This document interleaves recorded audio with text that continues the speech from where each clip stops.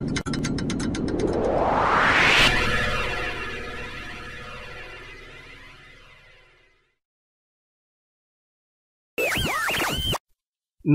विद्यार्थी मित्रांनो, मी श्री आगरकर सर, इयत्ता 9वी mathematics part first for semi English standard 9, Bori high school Bori, taluka Indapur, district Pune.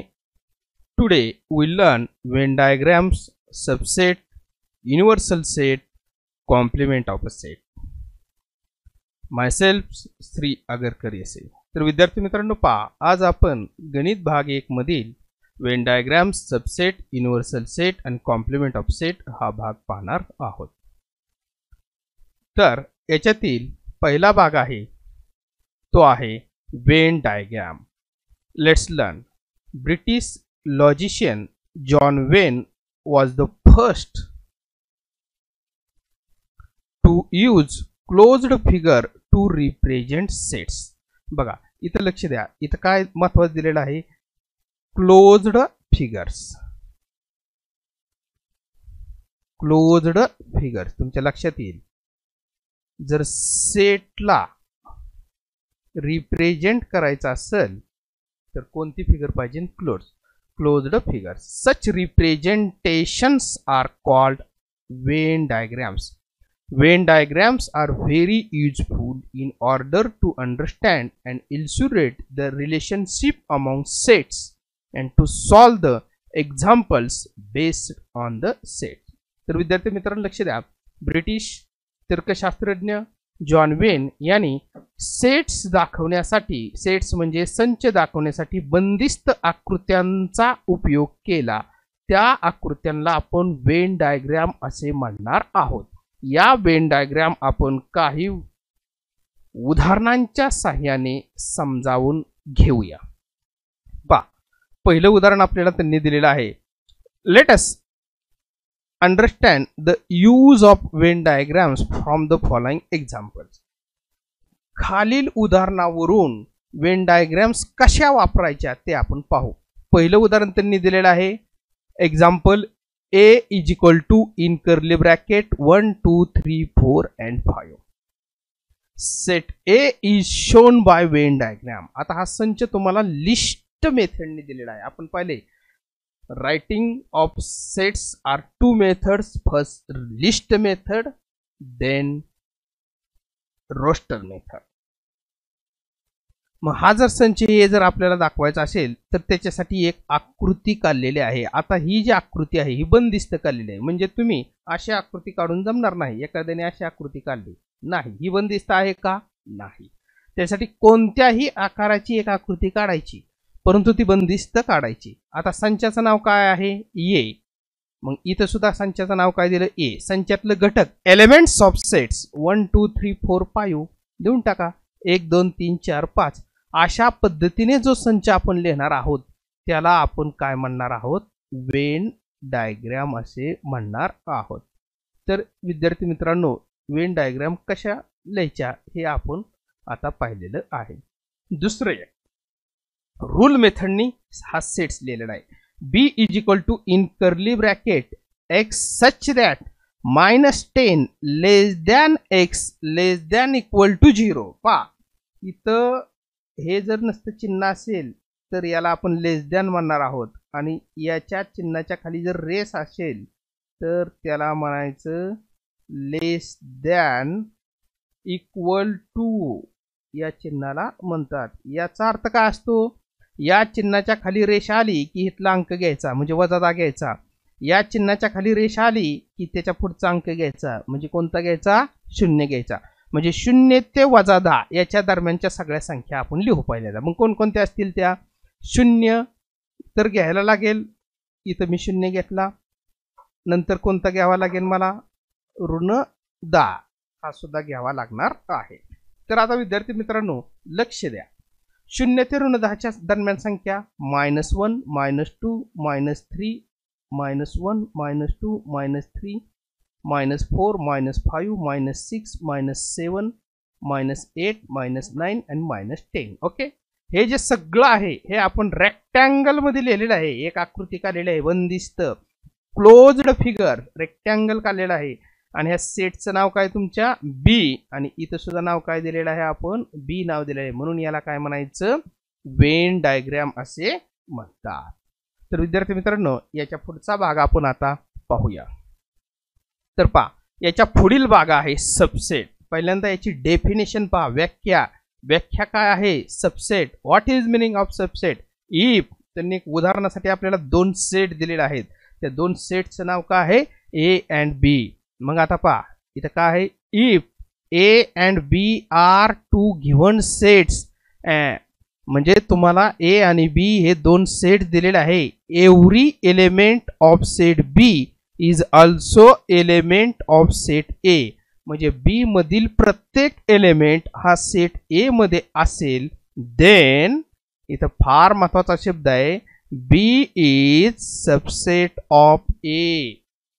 जर तुम्हाला ए आणि बी असं जर दोन सेट दिला असतील आणि बी या सेट मधलं सगळ्याचे सगळं एलिमेंट म्हणजे घटक ते ए मध्ये असतील तर बी ला ए चा सबसेट म्हणायचं. B is subset of A which is symbolically पहा त्यांनी काय दिलेलं आहे विच इज सिम्बॉलिकली म्हणजे काय चिन्हात कसं लिहायचं त्या सबसेट हा जो सबसेट आहे याला आपण चिन्हामध्ये कसं लिहिणार चिन्हात तर त्याचं जे चिन्ह आहे ते हे आहे म्हणजे हा काही हे असं सी सारखं काढायचं आणि त्याच्या खाली रेष वाढायची. याला या चिन्हाला आपण काय म्हणणार आहोत तर या चिन्हाला म्हणणार आहे आपण सबसेट. ओके आणि इट इज रीड ॲज त्याचं वाचन करायचं B is subset of A or B subset A अशा पद्धतीने त्याचं वाचन करणार आहोत. आता हे सबसेट जो आहे तो आपण उदाहरणांच्या सहाय्याने आणि वेन आकृतीच्या सहाय्याने वेन डायग्रामच्या सहाय्याने समजून घेऊ. पहिलं ए बरोबर काय दिलेलं आहे 1 2 3 4 5 6 7 8 B is equal to in curly bracket 2 4 6 8. पहा आता सबसेट कसा पाहायचा आपल्याला element of B every element of set B is also an element of set A म्हणजे बी तलं सर्वची सर्व घटक ए मध्ये आहेत का पहा. आता बी मध्ये पहिला कोण आहे 2 इथं सुद्धा कोण आहे 2 बी मध्ये दुसरा एलिमेंट 4 इथं सुद्धा 4 थर्ड एलिमेंट ऑफ सेट बी 6 आणि फोर्थ एलिमेंट ऑफ सेट बी 8. पहा एव्हरी एलिमेंट म्हणजे बी तलं सर्वचे सर्व घटक कोणत्या सेट मध्ये आहेत ए मध्ये आहेत म्हणून आपण काय म्हणणार आहे B is subset of A every element of set B is also an element of set A therefore it is called B subset A and this can represented by Venn diagram as shown above. आता इथं बी संचातलं सगळंचे सगळं घटक ए मध्ये आहेत म्हणून बी ला subset म्हणायचं कुणाचं एच. आता इथं आपल्याला वेन डायग्राम दाखवायची. आता मगाशी आपण जी वेन डायग्राम बघितली ती फक्त एकाच सेटची होती. आता दोन सेटची वेन डायग्राम काढताना काही आपल्याला नियम पाळावे लागतात. ते नियम असा आहे जो संच लहान असतो त्याची वेन डायग्राम आधी काढायची. मग आता इथं लहान संच कोणता आहे बी मग बीचं आपण पहिल्यांदा काय काढली वेन डायग्राम एक सर्कल काढलेला आहे बी आणि बी मधलं एलिमेंट लिहिलं 2 4 6 8 हो का इथं आहे 2 इथं आहे 4 इथं आहे 6 आणि इथं काय आहे तुमचा 8 हे बी मधलं एलिमेंट लिहिलं. आता आपली जी वेळ आहे ती आता कुठलं एलिमेंट लिहायचं सेट ए मधलं. आता ए मधलं एलिमेंट कसं लिहायचं मी तुम्हाला सांगतो. त्याच्यासाठी मी मोठी आकृती काढली आणि आता पहा आता तुम्हाला मी अगोदर समजून देतो. पहिल्यांदा कोणता काढलाय 1 ए मध्ये 1 आहे. नंतर कोणता काढला 3 ए मध्ये सुद्धा 3 आहे. नंतर 5 ए मध्ये सुद्धा 5 आहे आणि नंतर कोणता 7. आता लक्ष द्या विद्यार्थी मित्रांनो तुमच्या डोक्यात प्रश्न पडला असेल पण ए मध्ये 2 4 6 8 हे सुद्धा एलिमेंट आहेत मग हे इथं का लिहिलं नाही तर त्याचं कारण असं आहे. आता ए हा मोठा सेट आहे बरोबर आहे. मग ही मोठी आकृती आहे. ह्या मोठ्या आकृतीच्या आतमध्ये जे जे एलिमेंट येतात तेच असतात. मग ह्या मोठ्या आकृतीच्या आतमध्येच कोणती आकृती आली आहे बी ची मग बी चं सुद्धा एलिमेंट ए मध्ये घ्यायचं का, घ्यायचं असतात. म्हणजे कसं का 1 2 3 4 5 6 7 आणि 8 अशा पद्धतीने एचं एलिमेंट आहेत. म्हणजे जी आकृती असते त्या आकृतीच्या आतमध्ये किती आकृती असू द्या ते सगळं एलिमेंट बाहेरच्या आकृतीचं घ्यायचं. मग आता तुम्ही म्हणता बी, आता बा बी ची ही आकृती आहे बरोबर आहे, तिच्या आतमध्ये फक्त कोणतं एलिमेंट आहे 2 4 6 8 म्हणजे हेच येणार आहेत. म्हणजे अशा पद्धतीने हे आपण वेन डायग्रामने सुद्धा दाखवलेलं आहे. तर विद्यार्थी मित्रांनो पुढील पार्टकडे आपण जाणार आहोत. तर काही गोष्टी दिलेल्या आहेत. रिमेंबर दिस, सबसेटच्या 4 प्रॉपर्टीज आहेत. सबसेटच्या 4 प्रॉपर्टीज आहेत. पहिली प्रॉपर्टी काय आहे, every set is subset of itself. म्हणजे प्रत्येक संच स्वतःचाच उपसंच असतो बरोबर आहे. कारण समजा इथं एखादा जर तुम्ही उदाहरण घेतलं ए आणि त्याच्यामध्ये एलिमेंट घेतलं 1 2 आणि 3, मग ए हा सबसेट असेल कोणाचा, एचाच का, हा सुद्धा ए आणि हा सुद्धा ए, म्हणजे ह्याच्यातलं हेच संच आणि याच्यातलं सुद्धा हेच संच. म्हणजे every set is a subset of itself. Empty set is a subset of every set. आता आपण बघितलं होतं एम्प्टी सेट कोणत्या चिन्हाने दाखवतो आपण, फाय. एम्प्टी म्हणजे त्याच्यात एलिमेंटच नसतो, मग तो कोणाचाही सबसेट असू शकेल. म्हणजे आता पहा हा एक एम्प्टी सेट आणि इथं 1 लिहिला मी, ए लिहिला 1 2 3. मग याच्यातलं सगळं घटक याच्यात आहेत का, आहेत. तुम्ही म्हणता हा इथं 0 नाही घ्यायचा, 0 जर तुम्ही इथे घेतला तर इथं 0 आहे का, नाही. मग याच्यात तुम्हाला एलिमेंटच दिसा नाही, म्हणजे हेच आहेत ना, असं असतं ते. If A is equal to B म्हणजे 2 सेट इक्वल असतील तर A subset B and B subset A. म्हणजे 2 सेट जर इक्वल असतील, म्हणजे पहिला सेट मी एक उदाहरण दाखवत देतो, A is equal to 1 2 3 and B is equal to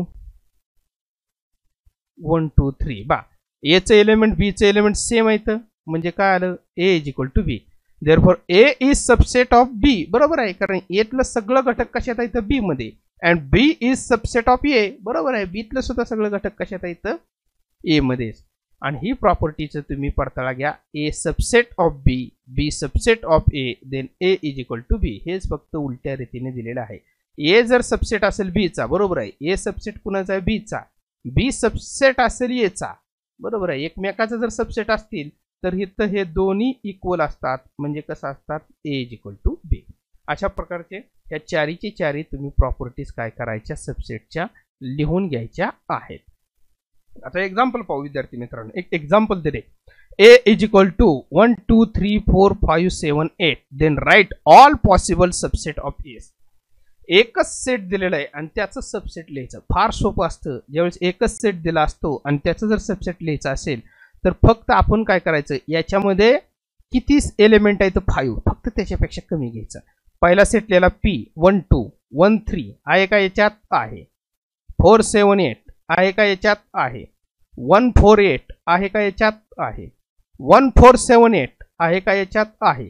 एखादा म्हटलं नाही मला असं लिहायचंय 1 3 4 7 आणि 8 बरोबर आहे. बघा याच्यातलं सर्व एलिमेंट याच्यात आहेत, म्हणजे हा सुद्धा याचा काय होणार आहे, सबसेट होणार आहे.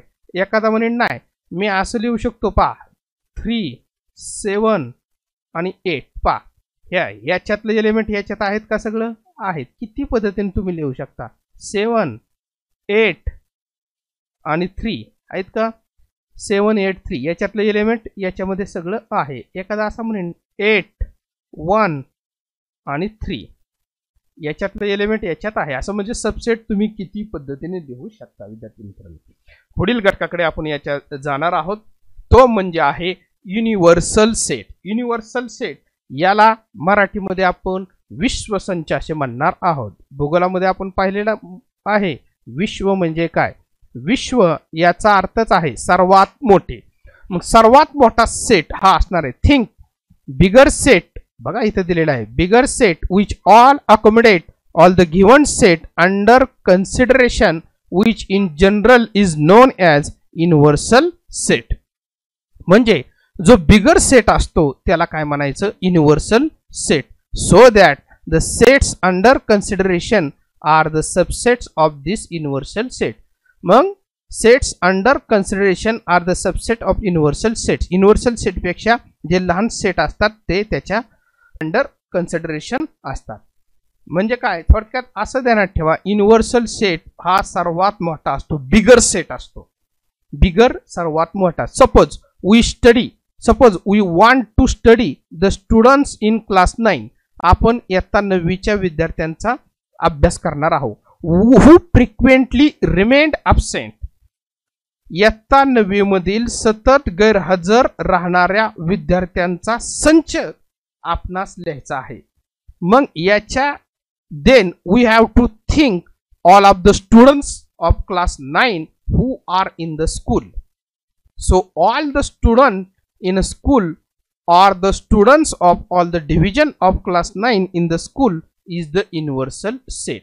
आता लक्षात घ्या, प्रश्न काय आहे, इयत्ता 9वी मधील सतत गैरहजर राहणाऱ्या विद्यार्थ्यांचा संच आपल्याला पाहायचा आहे. तर याच्यासाठी युनिव्हर्सल सेट म्हणजे मोठा संच कोणता होऊ शकेल, एक तर 9वीच्या तुकड्या आहेत का ते पाहायचं. समजा 9वीच्या तुकड्या 2 असतील तर त्या दोन्ही तुकड्याचे एकूण विद्यार्थी केलं की ते झाला युनिव्हर्सल सेट, कारण मोठा सेट होणार आहे. आणि त्या दोन्ही तुकडीमधील फक्त गैरहजर राहणारे विद्यार्थी जर तुम्ही काढले तर तो काय होणार आहे, त्याचा सबसेट होणार आहे. मग आपल्याला फक्त काय विचारले, याच्या बाबतीत युनिव्हर्सल सेट कुठला होईल, एक तर 9वीचे सर्व विद्यार्थी घ्या किंवा सर्व शाळेचे विद्यार्थी घ्या, तो काय होणार आहे, तुमचा युनिव्हर्सल सेट होणार आहे. सेकंड एक्झाम्पल पाहू याचा आपण.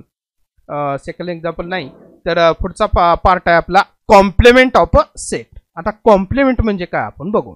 आता कॉम्प्लिमेंट जर सेट आपल्याला जर पाहायचा असेल तर त्याच्यासाठी युनिव्हर्सल सेट समजणं फार महत्त्वाचं आहे. आताच आपण पाहिलेलं आहे, जो बिगर सेट असतो तो असतो आपला युनिव्हर्सल सेट. बघा याच्या डेफिनेशन व्याख्यामध्ये सुद्धा दिले, suppose U is universal set. You काय आहे, तुमचा युनिव्हर्सल सेट, आणि बी इज सबसेट ऑफ यू. मग एक सेट बी दिलेला आहे, तो सबसेट आहे कुणाचा, यूचा. सबसेट म्हणजे आपण पाहिलेलं आहे त्या बीतलं सगळेचे सगळे एलिमेंट कशात पाहिजे, यू मध्ये पाहिजे. Okay, then set of all elements in U which are not in set B is called the complement of set B. बघा व्याख्या कशी दिली, set of all elements in U which are not in the set B is called complement of set B and it is denoted by B dash or B complementary. बघा complement दाखवायचा असेल तर एक B dash असं करायचं किंवा या B च्या डोक्यावर असा C लिहायचा. समजून घ्या, B is subset of U. B हा सबसेट आहे. सबसेट म्हणजे बीतलं सर्व घटक कशात आहेत, यू मध्ये. आपल्याला कॉम्प्लिमेंट काढायचा आहे. कुणाचा कॉम्प्लिमेंट काढायचा आहे, बीचा. बीचा कॉम्प्लिमेंट काढण्यासाठी आपण लिहिणार कसं चिन्हात, बी डॅश और बी रेस टू सी. बीच्या डोक्यावरती सी. मग तो कसा काढायचा, set of all elements in U which are not in set B. म्हणजेच जो सेट बी दिलेला आहे त्या सेट बी चं घटक वगळायचं आणि राहिलेलं यू मधलं घटक लिहायचं, त्याला म्हणायचं कॉम्प्लिमेंट ऑफ बी. मग बघा बी डॅश इज डिफाइंड ॲज, आणि त्याची डेफिनेशन अशी दिलेली आहे, हे तुम्ही समजू शकता. आता उदाहरणांच्या साहाय्याने खरं समजून येईल. आता पहिलं उदाहरण यू दिले. यू दिले म्हटलं की आपण काय म्हणणार आहे की हा काय आहे तुमचा, यू म्हणजे युनिव्हर्सल सेट. मला माझं एक मागाशी सांगायचं राहिलं पण आता सांगतो. वेन डायग्रॅम मध्ये यू ची डायग्राम काढताना नेहमी रेक्टँगलच काढायचा. म्हणजे युनिव्हर्सल सेटची व्हेन डायग्राम काढण्यासाठी आपल्याला रेक्टँगलच काढायचं. पाहू आपण कसं. यू इज इक्वल टू 1 2 3 4 5 1 2 3 4 5 6 7 8 9 10 यूचं हे एलिमेंट आहेत. आता एक सेट दिलेला आहे त्याचं नाव आहे ए. ए इज इक्वल टू 2 4 6 8 10. मग आता बघा ए मधलं सगळेचे सगळं घटक कशात आहेत, यू मध्ये आहे का, 2 4 6 8 आणि 10. All every elements in set A which present in set B. Okay, आपल्याला आता कॉम्प्लिमेंट काढायचा आहे. कुणाचा कॉम्प्लिमेंट काढायचा आहे, ए चा. मग जो काढायचा त्याला आपण दिलं ए डॅश. मग तो कसा काढायचा बघा, ए डॅश काढायचा आहे. ए डॅश काढण्यासाठी ए पाहायचं, ए मधलं जे एलिमेंट आहेत ते वगळून टाकायचं. म्हणजे काय काय वगळणार इथं तुम्ही, हा 2 4 6 8 आणि 10 दिलेल्या सेट ज्याचा कॉम्प्लिमेंट काढायचा आहे त्याच्या अगोदर जो दिलेला असतो ना तिथलं घटक यू मधलं वगळायचं आणि राहिलेलं लिहायचं. मग राहिला कुठला 1 3 5 7 9 म्हणजे हो का इथे ए डॅश मध्ये लिहिलेलं आहे 1 3 5 7 9 बरोबर आहे. ह्याला म्हणायचं कॉम्प्लिमेंट ऑफ अ सेट. आता विद्यार्थी मित्रांनो हे आपण वेन डायग्रामच्या सहाय्याने पाहू. आता यू ची वेन डायग्राम काढण्यासाठी रेक्टँगल काढावा लागतो. म्हणजे ही अगोदर मी रेक्टँगल काढला इथं यू लिहिला. यू म्हणजे कोणता सेट असणार आहे आपण पाहिलेला आहे हा आहे युनिव्हर्सल सेट. ओके. पण एकापेक्षा जास्त वेन डायग्राम काढायचे असतील तर सर्वात लहान सेट आपल्याला लिहावा लागतो. आता तुम्ही म्हणसाल इथं ए आणि ए डॅश हे लहान आहेत पण दोन्ही समानच आहेत. बघू आपण. आता आपण काय करू आपल्याला दिलता कोणता सेट ए दिलता आणि आपण काढला कुठला ए डॅश. मग पहिल्यांदा ए लिहू. ए साठी मी ही फिगर काढली क्लोज्ड फिगर ही महत्वाची आहे. क्लोज्ड फिगर काढली ए ची. मग ही ए ची आपण क्लोज्ड फिगर काढलेली आहे. त्यातलं एलिमेंट लिहिलं एच 2 4 6 8 10. ओकेच. आता ह्या ही कोणाचं एलिमेंट झालं एच झालं. आता ए डॅशचं लिहू. ए डॅशचं लिहायचं म्हणलं बाहेर इथं ए डॅश लिहिला मी आतमध्येच बरोबर आहे आणि त्याचं एलिमेंट लिहिलं 1 3 5 7 आणि 9. ओके. मग आता तुम्ही म्हणसाल यूचं तर मला एलिमेंट लिहायचे आहे बरोबर आहे. यू हा मोठा सेट आहे कारण हा काय आहे यू हा दाखवताना कशाने दाखवायचा रेक्टँगलने दाखवायचा आहे. लक्षात ठेवा रेक्टँगल आयताने दाखवायचा आहे. आयतच काढायचा बरं का यूला विश्वसंच असतो तो. मग ह्या यूच्या आतमध्ये ह्या आकृतीच्या आतमध्ये जे सगळे एलिमेंट असणार आहेत ते यूच असणार आहेत. मग आपण पाहू कोणकोणते एलिमेंट आहेत तिथं आपण लिहिण्याचा प्रयत्न करू. बघा 1 यू मध्ये पहा आला 2 3 4 5 6 7 8 9 आणि 10 हे सगळं मोठ्या आकृतीच्या आतमध्ये आहेत आणि इथं सुद्धा हे सगळं यू मध्ये आहेत. म्हणजे यूचं काय लिहायची गरज नाही. हा झाला universal set. Another example suppose U is equal to 1 3 9 11 13 18 and 19. हा यू दिलेला आहे.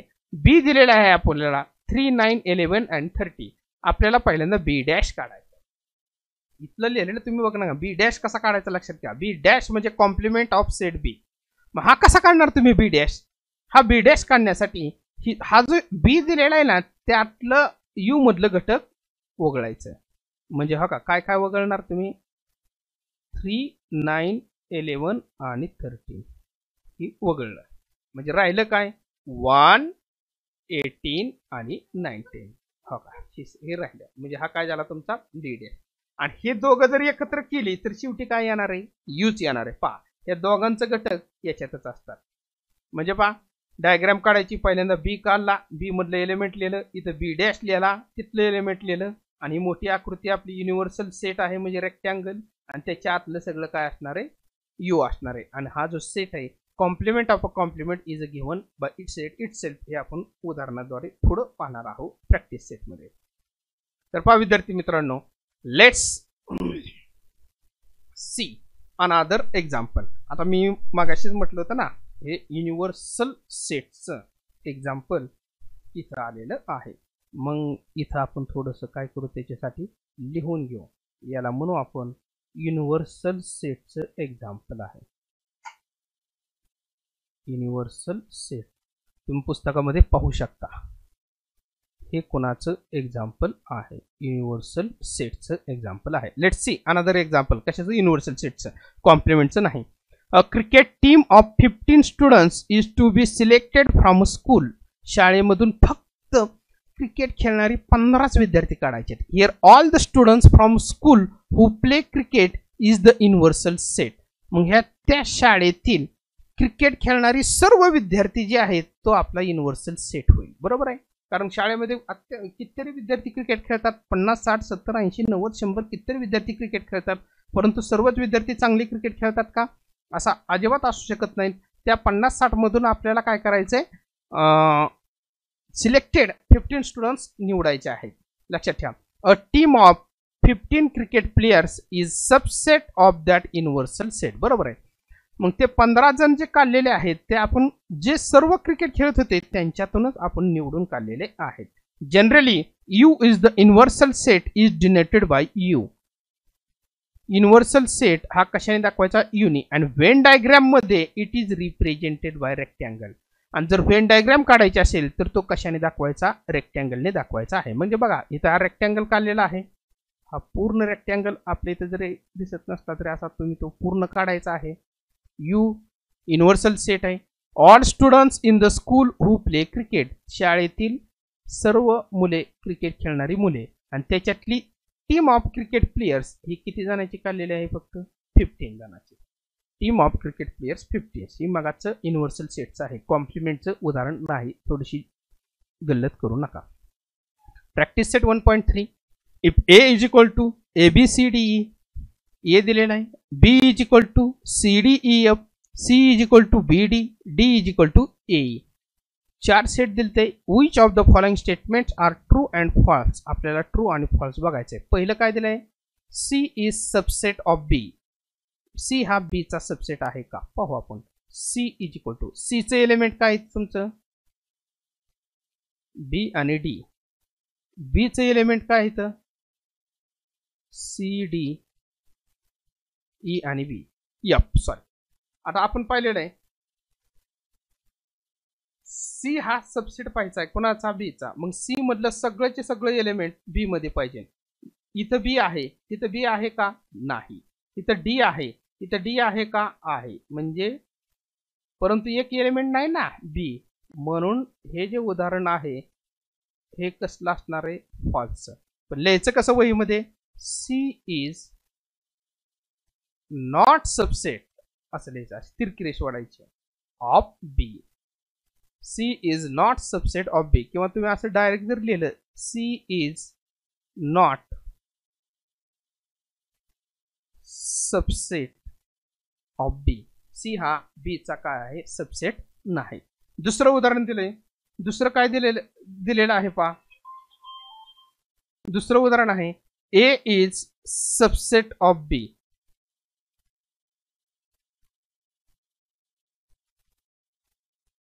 A is subset of D. हे बघायचं आपल्याला. मग आपण ए लिहून घेऊ. ए काय आहे तुमचा? ABCDE. डी काय आहे?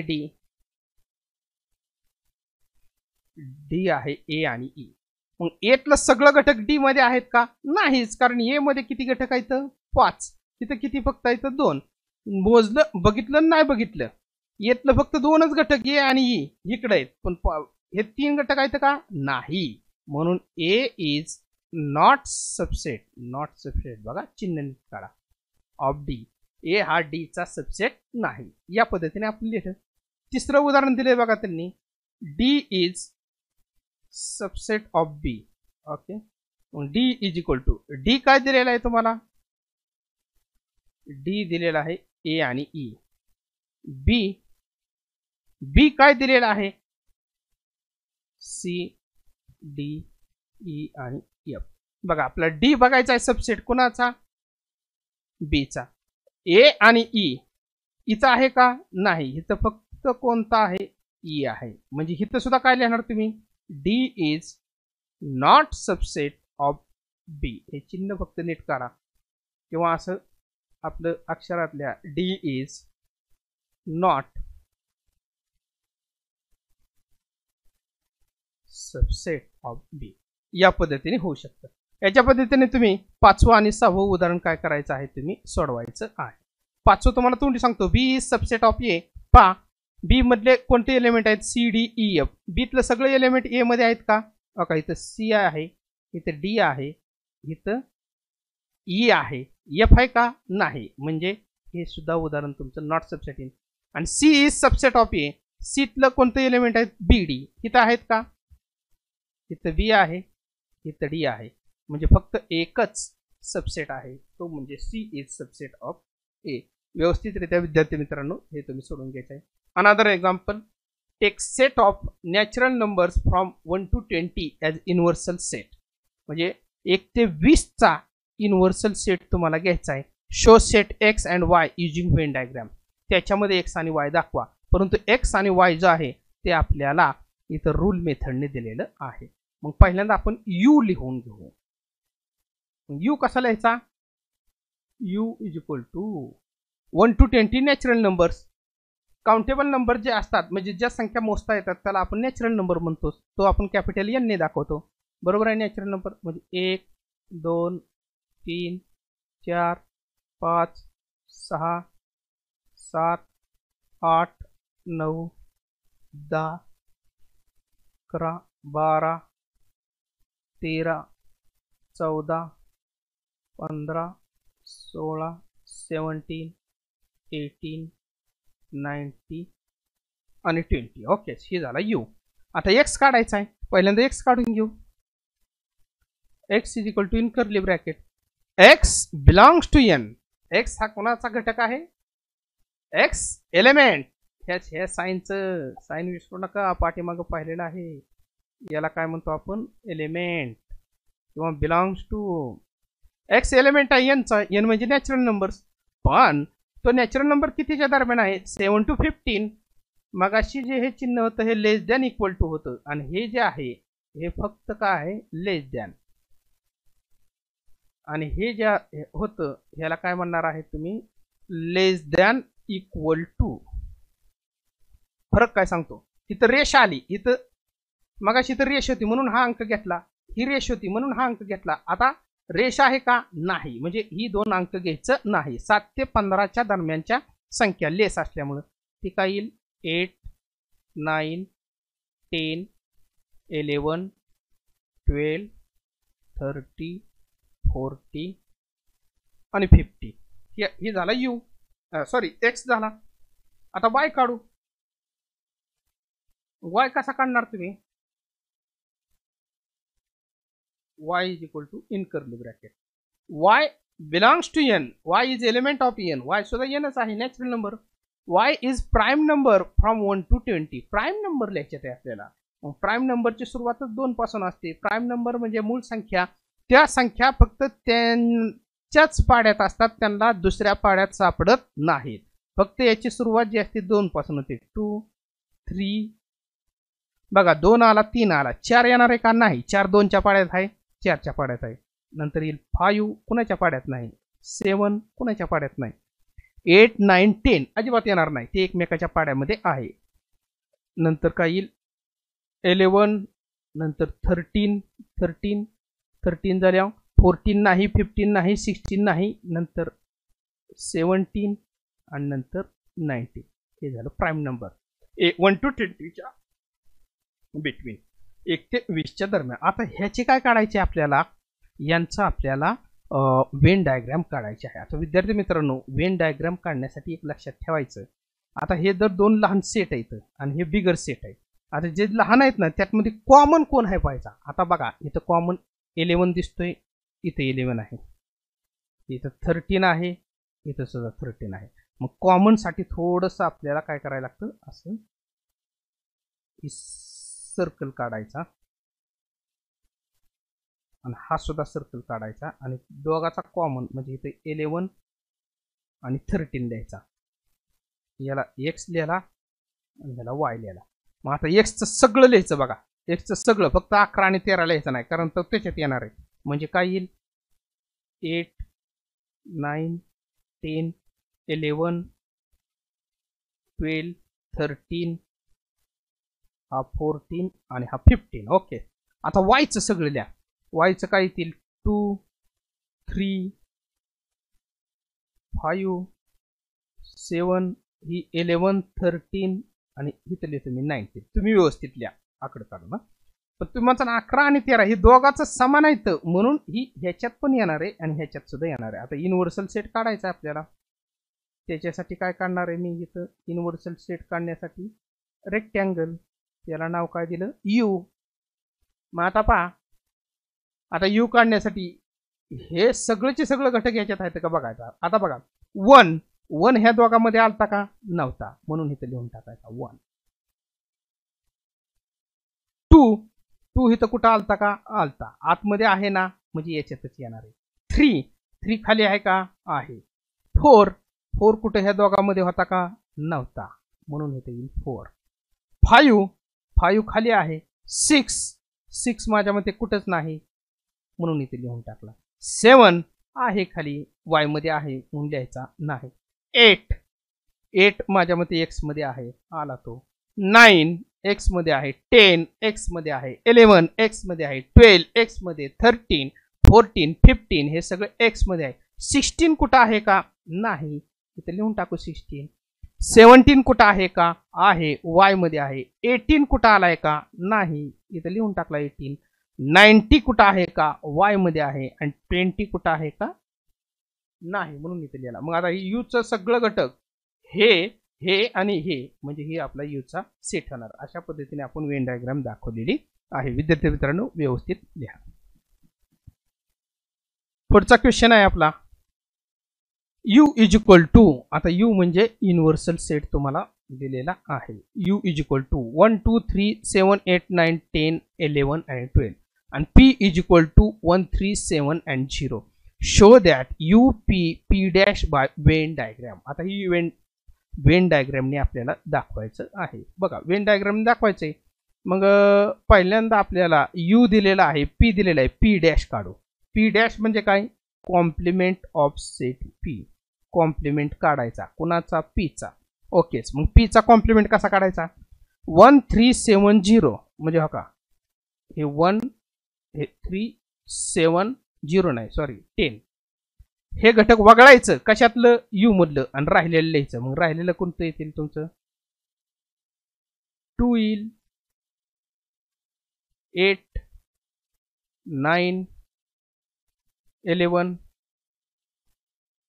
आणि 12 हे झाला p डॅश. ओके, काय करायचं आहे आपल्याला? याचा वेन डायग्राम दाखवायचा आहे. आता वेन डायग्राम दाखवण्यासाठी आपण लहान कोणकोणतं सेट आहेत p आणि p डॅश ते पाहायचं. आता ते पाहत असताना काय बघायचं? त्यांच्यामध्ये काय कॉमन आहे का? 1 3 7 10 2 8 9 11 12 काय कॉमन आहे का? मला काय कॉमन दिसत नाही. मग कॉमन जर असेल तर ती मागाची आकृती एकत्र काढायची, नसेल तर डायरेक्ट 2 आकृत्या काढायच्या. सर्कल काढा व्यवस्थित. याला p म्हणा, याला p डॅश म्हणा. पीतलं एलिमेंट लिहून टाकायचं 1 3 7 आणि 10. p डॅश मधलं लिहा 2 8 9 11 आणि 12. ओकेच, हे झालं दोन्ही. आणि आता याचा युनिव्हर्सल काढायचा आपल्याला u चा. युनिव्हर्सल काढण्यासाठी रेक्टँगल व्यवस्थित काढून घ्या. ते मला जमत नाही आता, कारण मी सगळं हे कम्प्युटरवरती काम करतोय, त्याच्यामुळे u नाव दिलं. आता बघा, यूच्या आतलं घटक, आता हे जे एलिमेंट आहेत घटक ते आतमध्ये आहेत. बघा 1 आहे इथं, म्हणजे लिहायची गरज नाही. 2 आहे p डॅश मध्ये. 3 आहे p मध्ये. 7 p मध्ये. 8 p डॅश मध्ये. 9 p डॅश मध्ये. 10 p मध्ये. 11 p डॅश मध्ये. 12 p डॅश मध्ये. इथं ह्या दोघात नसलं तर इथं घटक लिहायचा, म्हणजे इथं घटक येणार नाही. मग तुम्ही म्हणता यूची काय भानगड झाली? अहो, यू म्हणजे ह्या आकृतीच्या आतलं, आकृतीच्या 2 आकृती आहेत ना, दोन्ही आकृतीतलं घटक लिहा एका जागेवरती, तुम्हाला यू मिळून जाईल. अशा पद्धतीने हा वेन डायग्राम तयार झालेला आहे. आता पुढं आपल्याला त्यांनी एक सांगितलेलं आहे. काय सांगितलं आहे? Verify p complement of complement is equal to p. हे आपल्याला व्हेरीफाय म्हणजे चेक करायचं आहे. आता पहा, आपल्याला p कॉम्प्लिमेंट मिळालेला आहे. काय मिळालाय p complement? p complement is equal to काय मिळालाय मला? 2 8 9 11 आणि 12. पुन्हा त्याचा कॉम्प्लिमेंट काढायला लागलाय. p कॉम्प्लिमेंट म्हणजे p डॅशचा डॅश, तो कसा काढायचा पहा. मग आपल्याला माहिती आहे ज्याचा कोणाचा काढायचा आहे? p कॉम्प्लिमेंटचा. काय काढायचा आहे? कॉम्प्लिमेंट म्हणजे 2 8 9 11 12 हे घटक वगळायचं. पण वगळायचं कुठनं? कॉम्प्लिमेंट लिहिण्यासाठी u मधनं. म्हणजे 2 8 9 11 12 हे घटक वगळा u मधनं. मग राहतंय काय बघा? 1 राहील, 2 तर वगळायचा आहे, 3 राहील, 7 बी राहील, 8 वगळायचा आहे, 9 वगळायचा आहे, 10 राहील, 11 आणि 12 वगळायचा आहे. ओकेच, हे झालं. म्हणजे पी कॉम्प्लिमेंट ऑफ कॉम्प्लिमेंट मग 1370 इन कर्ली ब्रॅकेट मध्ये मिळलं. मग हा कोणता सेट आहे, तर हा पी आहे बघा. 1370 हा कोणता आहे, पी. म्हणजे p complement of complement is equal to p. हे जे उदाहरण होतं हे आपल्याला इथं व्हेरीफाय करायला मिळते. ओकेच. तर विद्यार्थी मित्रांनो पहा, पुढचा आपल्याला ए इज इक्वल टू 1327 एक सेट दिलाय. Then write any 3 subset of A. मग आता उदाहरण आहे सबसेट लिहायचं. मी सांगितलं होतं सबसेट लिहायचं म्हणजे काय करायचं, फक्त कमी घटक लिहायचं. एखादा लिहू शकतो 1 2 3 3 2 7 7 2 कोणतंही उचला. 1 7 2 7 किती पद्धतीने लिहिता येतात. 7 1 3 3 2 1 7 3 1 आणि 2 असं किती पद्धतीने सबसेट. आपल्याला 3च लिहायचं होतं, मी एवढं लिहिलं, अजूनही लिहू शकतो आपण. ओके. आणि याच्यातील आपलं आता शेवटचं उदाहरण राहिलेलं आहे ते पाहू. Write the subset relation between the set. आता काही 1 2 3 4 5 म्हणजे आपल्याला सबसेट रिलेशन लिहायचंय. P is the set of all resident in Pune. म्हणजे पी सेट दिलाय कुठला, पुण्याचा. M is the set of all resident in Madhya Pradesh. Resident म्हणजे रहिवासी. एम हा असा सेट आहे मध्य प्रदेश मधील रहिवासी. पी असा सेट आहे पुण्यातील रहिवासी. I is the set of all resident in Indore. I असा सेट आहे इंदोर मधील रहिवासी. B is the set of all resident in India. B असा सेट आहे भारतातील रहिवासी. आणि H is the set of all resident in Maharashtra. आणि एच असा सेट आहे महाराष्ट्रामधील रहिवासी. ओके. मग आता सबसेट कसा लिहायचा पहा. सबसेटसाठी तो सेट त्यातलं घटक पुढच्या सेटमध्ये असलं पाहिजे. मग आता पुणे आणि महाराष्ट्र यांचं रिलेशन आहे, बरोबर आहे. पुण्याला पी म्हटलेलं आहे आणि महाराष्ट्राला एच म्हटलेलं आहे. मग पुण्यातले सर्वचे सर्व रहिवासी हे कशात येणार आहे, महाराष्ट्रातच येणार आहे, बरोबर आहे. कारण महाराष्ट्रातच पुणे आहे. म्हणजे P is subset of H. तो जर विचार केला, पुणे जर विचार केला, पुणे हे कशात आहे, भारतामध्ये सुद्धा आहे. भारताचाच घटक पुणे आहे. म्हणजे पुण्यातलं सर्वचे सर्व घटक कशात येणार आहेत, भारता म्हणजे इंडियात येणार आहे. म्हणजे हे झालं पहिलं 2 सेट, बरोबर आहे. आता एमचा विचार करू. एम म्हणजे मध्य प्रदेश, याचा विचार करायचा. मध्य प्रदेश एक राज्य आहे आणि त्या मध्य प्रदेश मधलं इंदोर हे एक शहर आहे, बरोबर आहे. म्हणजे इंदोर मधली जी काय रहिवासी लोकसंख्या आहे ती कोणाच्यात येणार आहे, मध्य प्रदेशमध्ये येणार आहे. आणि तसा जर विचार केला तर मध्य प्रदेश हे भारतातील म्हणजे इंडियाचं एक स्टेट आहे, राज्य आहे. म्हणजे मध्य प्रदेश सुद्धा कोणाचा सबसेट येऊ शकतो, बीचा. ओके. म्हणजे आयचं झालं बी. आणि एच, एच म्हणजे काय, महाराष्ट्र. महाराष्ट्र हे कुठं आढळतं, भारतामध्ये म्हणजे इंडियामध्ये आढळेल. म्हणजे H is subset of B. Which set can be universal set from the above set. या 1 2 3 4 5 मध्ये युनिव्हर्सल सेट म्हणजे मोठा सेट कोणता घेता येईल आपल्याला, तर तो कोणता घेता येईल, सेट बी. कारण का, set B is the set of all resident in India. इंडियाचा सेट आपल्याला हा युनिव्हर्सल सेट म्हणून घेता येईल. विद्यार्थी मित्रांनो धन्यवाद. ही सर्व उदाहरणे वहीतल्या आपल्या ग्रुपला शेअर करा. धन्यवाद विद्यार्थी मित्रांनो.